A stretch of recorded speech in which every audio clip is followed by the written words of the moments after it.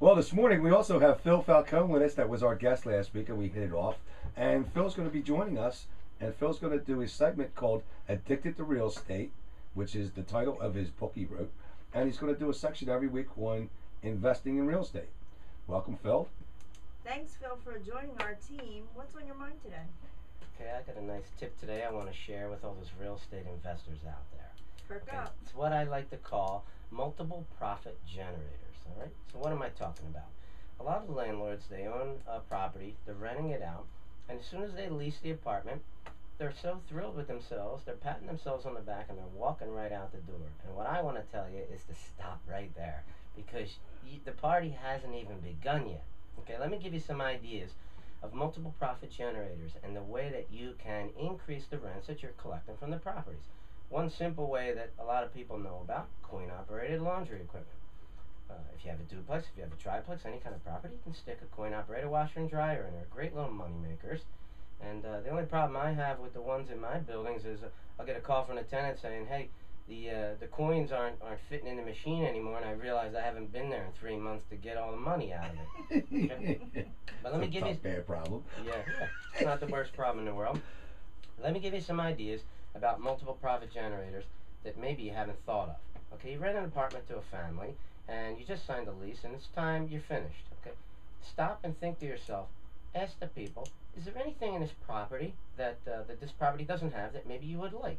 For example, you have a couple of young daughters, 6 and 8 years old. I bet you they have bicycles, and this property doesn't have a garage.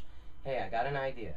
Would you like me to add a shed on this property? People are going to say, of course. Well, I'll tell you what, I'll go out and get some pricing, and I'll get back to you. So you run out to the store, find out the shed costs $300, and call them back up and say, here's a simple formula I use. Whatever the cost of the shed is, I divide it by 10, okay, because it's a 1-year lease, so I want to make sure that they've paid for it in full before they leave the property.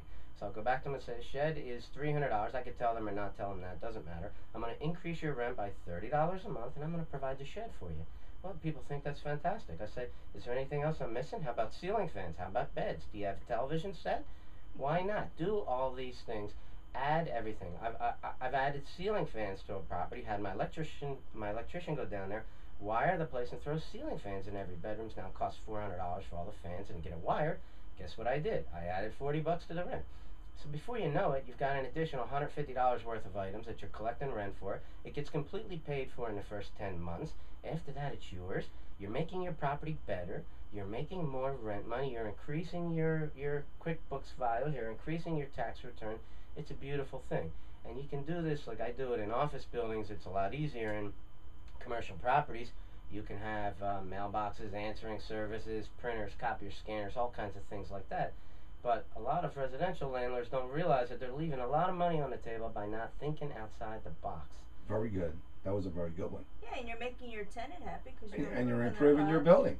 They're going to stay longer because if they leave you now, they're leaving their ceiling fans and their shed and everything else. So have you That ever was a great furnished tip. an entire house for someone, Phil? I have a very large office building that's completely furnished. I got about a couple $100,000 worth of furniture in there that's all provided by me.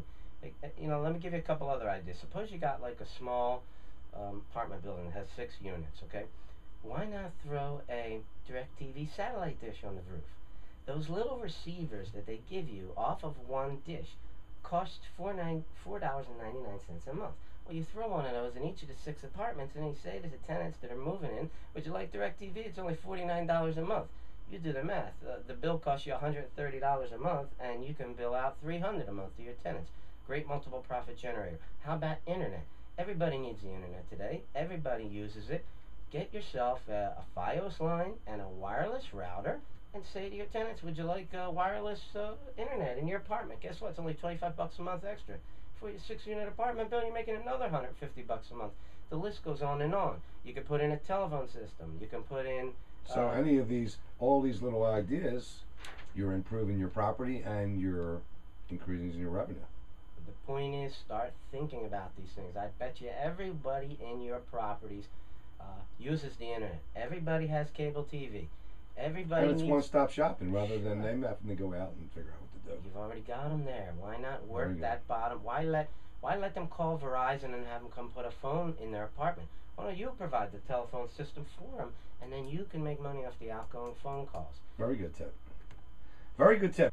Okay, so that's my tip for today, and I hope you landlords enjoy it and start thinking about it. And before I end the Addicted to Real Estate tip for the day, I wanted to tell you I'm going to have a double auction on 2 pieces of real estate, seller finance properties in Warwick Township, PA.